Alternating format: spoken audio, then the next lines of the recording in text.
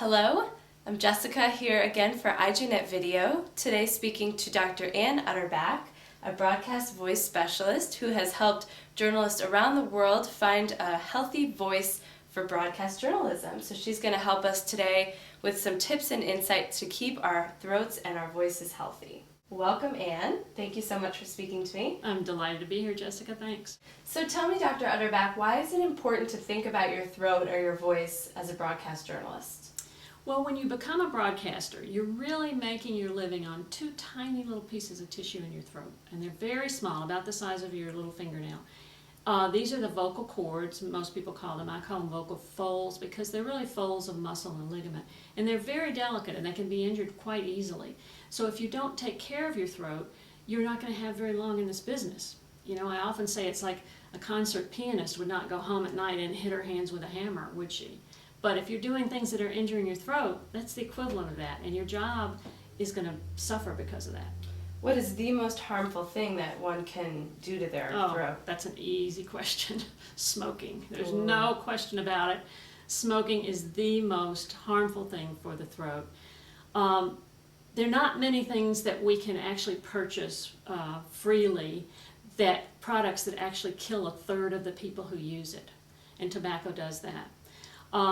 If you smoke, you're going to lose an average of 10 years to your life. But those things we know. We know the risk of lung cancer. We know that we're going to die sooner, all those things.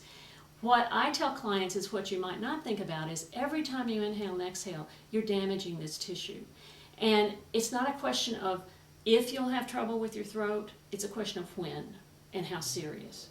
Whether it's cancer or other types of abrasions on the vocal folds, in some way you're going to suffer if you smoke. But I've heard some say that smoking actually lowers their pitch, which some people might consider a good thing. Terrible advice. I tell clients that it's like somebody telling you to get drunk before you drive because you'll be more relaxed. Deadly advice. What you hear in a smoker's voice, that people hear this gruffness and this roughness, what you hear is actually cellular damage to the actual tissue in the throat, to these two tiny little vocal folds. They have, the cells have actually changed because of the smoking, and that's what you hear. So it's not something to be admired. You know, every time you inhale, you're inhaling 43 different cancer-causing chemicals. So definitely. Even a few cigarettes a day. Absolutely. I mean, there's nothing that we know of that is safe in terms of smoking. Your genetics, for instance, just genetically, one puff on a cigarette could be enough to start cancer of the laryngeal cancer, cancer of the larynx. Half a pack a day, we know, doubles your risk of laryngeal cancer. So we know that there's really no safe level with cigarettes. So would you tell an interested broadcast journalist who's been smoking their whole lives that there's no hope for them, or? No, if they stop, immediately you begin to get improvement. You know, within 24 hours, you will notice things in terms of your taste buds being regenerated. You'll taste things better. So every second after you stop smoking, things begin to repair themselves. It takes the heart, however, about 5 years to go back to normal, and it takes the lungs 10 years to recover. But that doesn't mean along the way you're not going to get progressively better. You are. But to have full regeneration of the lung tissue, it takes 10 years. So the time to stop is now. So Dr. Utterback, now that we've talked about what's harmful for the throat, can you tell us the best thing a journalist could do to care for their voice and keep it healthy? Well, the one thing that I think is the easiest and probably the cheapest is to drink plenty of water. Now, when I say water, I don't mean just water. I mean anything that's decaffeinated, non-alcoholic fluid. That could be decaf tea, decaf coffee, herbal tea, soup, you know, fruit juice. Any of those things would count. And the reason this is important, well, there are a couple of reasons. One is that you want to keep the viscosity of the mucus in your throat at the right level, because mucus is sort of like oil in a car. You remember I talked about the little tiny vocal fold tissue that we have that actually produces the sound waves. As the mucus goes down our throat, it coats that tissue. And because the tissue moves very, very fast, it flutters open and close when we're talking, as many as 1,000 times a second, very, very fast.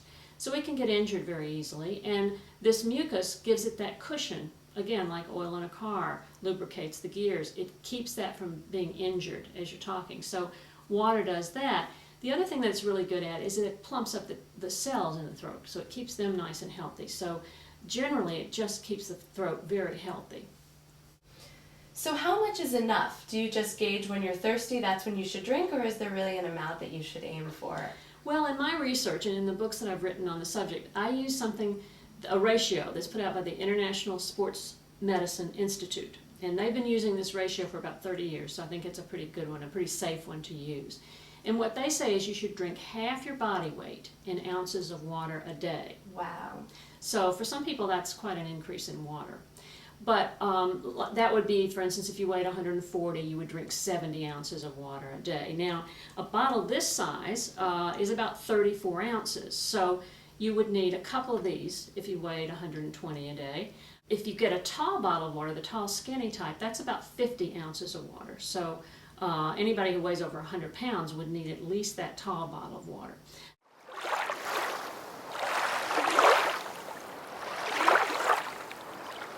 Now, you can carry a bottle around with you. A lot of my clients, people know who's worked with me as a voice coach because they all have their water bottle with them everywhere they go.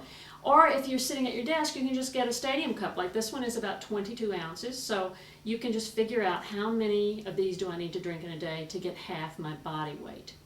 Now, do you work out? Yes. Okay, if you work out, you need about 2/3 your body weight a day. So most of us, when we work out, we automatically grab water, but it's more when you're sitting at your desk or when you're out in the field covering a story that you sort of forget that you have to force water, force fluids all day long to keep that tissue nice and healthy. And caffeinated beverages actually dehydrate us, is that true? They have a slight dehydration effect. We used to think more than the research has shown. Alcohol definitely has a very big dehydration factor, but caffeine not quite so much. But I like clients to stay away from caffeine just because it makes it more difficult to focus in live shots and that sort of thing. So I would prefer either water, decaf tea, decaf coffee, that sort of thing, and half your body weight in ounces a day.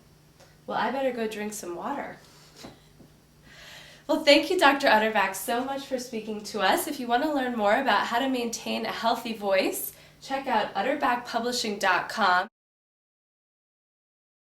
There you can learn about Dr. Utterback's classic manual, the Broadcast Voice Handbook, and even order a copy. So thank you, Dr. Utterback, again, for helping us learn how to keep a healthy voice. Thank you, Jessica.